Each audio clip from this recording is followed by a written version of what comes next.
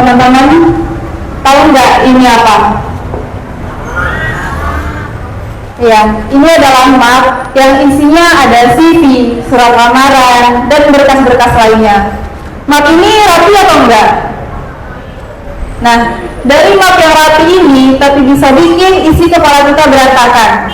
Muncul banyak pertanyaan-pertanyaan dan skenario yang belum tentu terjadi.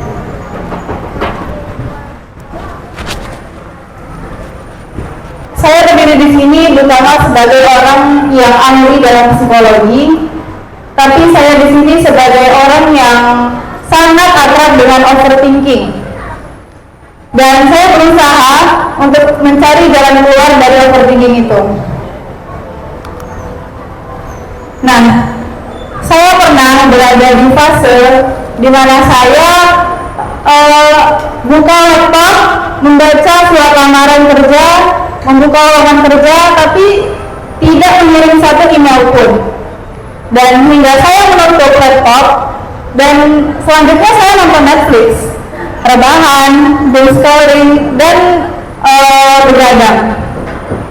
Nah, kejadian itu berlangsung dengan waktu yang cukup lama, dan akhirnya saya semakin merasa tertinggal dan semakin merasa saya ini gak ada gunanya gitu.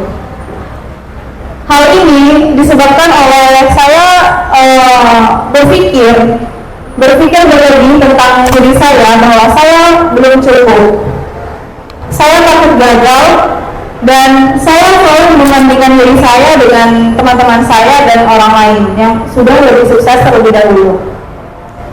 Akhirnya secara tidak sadar, bukan perusahaan yang menolak saya, tapi saya yang menolak diri saya terlebih dahulu. Nah, dari data yang saya temukan dari World Collaboration Center pada Februari 2025, 50% orang Indonesia mengalami overthinking. Artinya, 1 dari 2 orang Indonesia memiliki kecenderungan berpikir negatif tentang dirinya sendiri. Dan juga, kelompok yang paling rentan terkena overthinking ini yaitu usia muda, di bawah 40 tahun, perempuan, dan individu yang belum bekerja atau kehilangan pekerjaannya. Nah, di Batam sendiri, Disnaker mencatat sebanyak 10.503 pencari kerja itu terserah hingga September 2025, dan masih ada banyak 24.418 pencari kerja yang tercatat. Hal ini membuat pencarian kerja di Batam ini semakin sulit karena banyaknya pendatang dari daerah-daerah lain. Dan saya sudah melakukan interview kepada beberapa orang yang saya temui, dan hasilnya ya mereka menjawab overthinking itu memang mudah untuk ada kepada orang yang belum bekerja. Kenapa?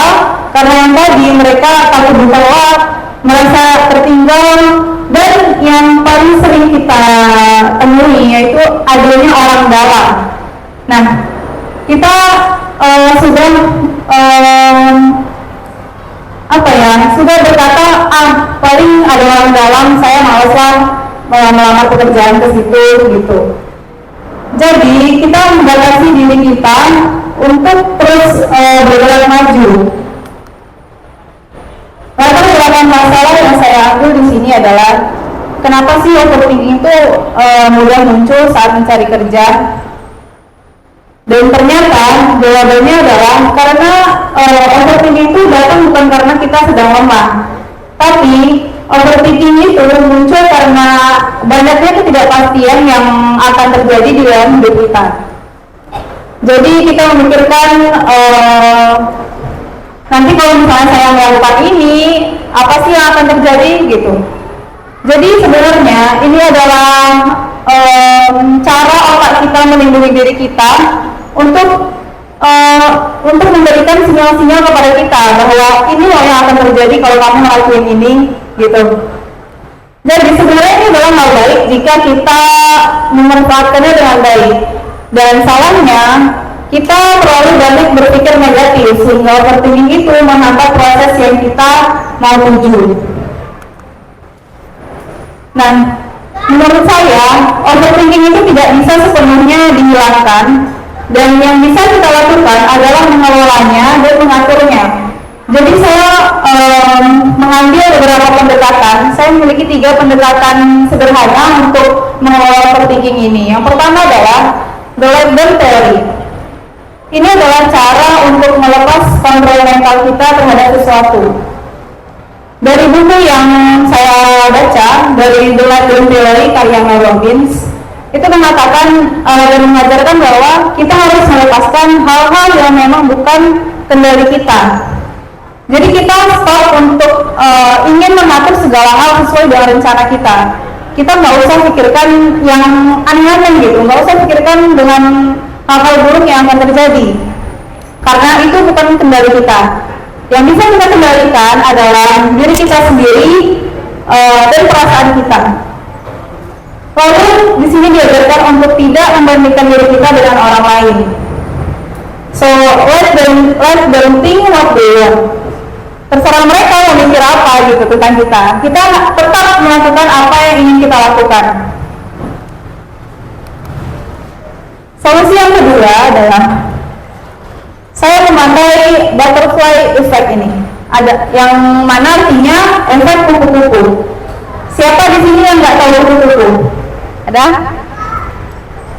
Nah, kita semua tahu ya kupu-kupu. Tapi maksudnya apa di sini? Jadi, butterfly effect ini adalah teori dari tahun 1960-an, di mana dia mengatakan bahwa kepatah sayap kupu-kupu bisa mengakibatkan tornado. Apa itu maksudnya? Maksudnya adalah langkah-langkah kecil atau satu kepatah sayap kupu-kupu itu bisa berdampak besar di masa depan kita. Dan maka dari itu kita fokuslah pada tindakan-tindakan kita dari hal-hal kecil dulu. Dan ini tergantung dengan kitanya. Kalau kita fokus pada hal-hal kecil yang baik untuk diri kita, tentunya itu akan berdampak besar di masa depan kita yang baik juga. Contohnya adalah sesimpel kita merapikan CV atau mengirim 1 email setiap hari. Dan ketika kita melakukan hal itu, kita tidak tahu dampak apa yang akan terjadi pada diri kita.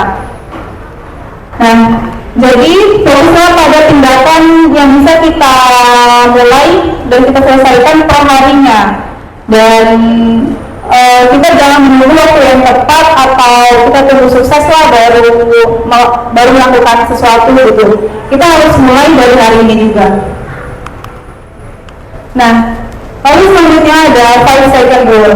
Menurut saya ini adalah cara untuk mengimplementasikan dari solusi yang pertama dan yang kedua tadi, yaitu caranya ada 5 detik untuk kita menenangkan diri kita sendiri. Nah, coba kita cobain sama-sama ya teman-teman.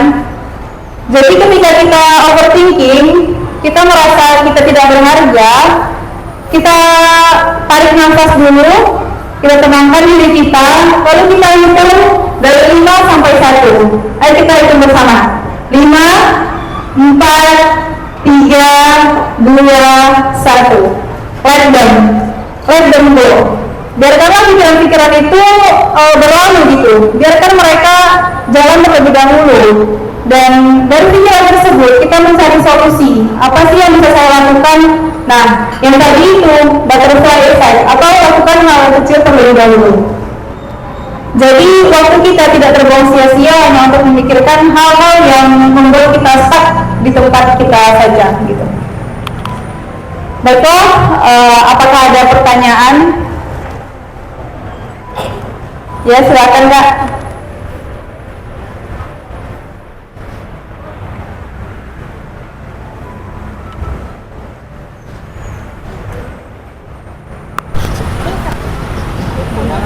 Udah ya?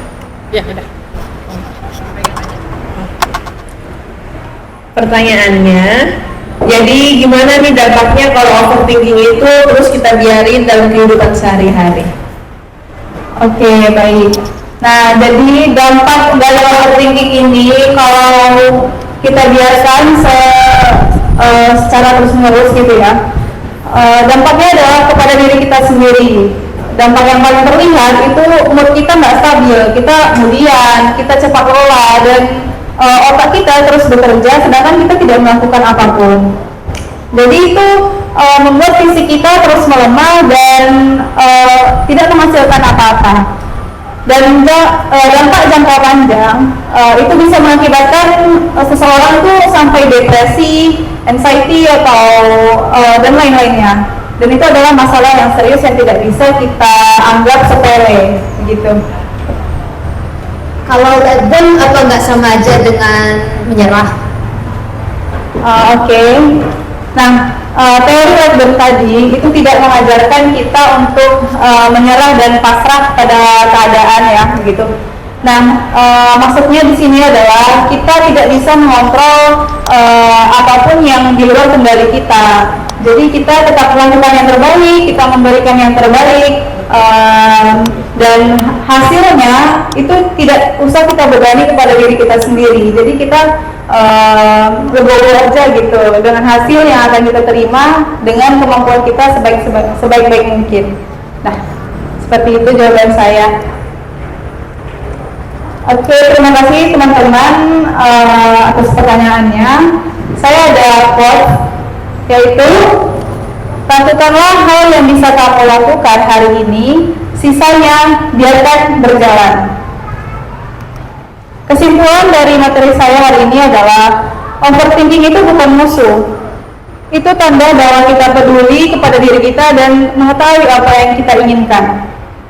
Mengatur overthinking itu bukan berarti kita menghilangkannya, tapi bagaimana kita tetap melangkah meski pikiran kita belum sepenuhnya tenang. Baik, sekian dari saya. Terima kasih. Wassalamualaikum warahmatullahi wabarakatuh.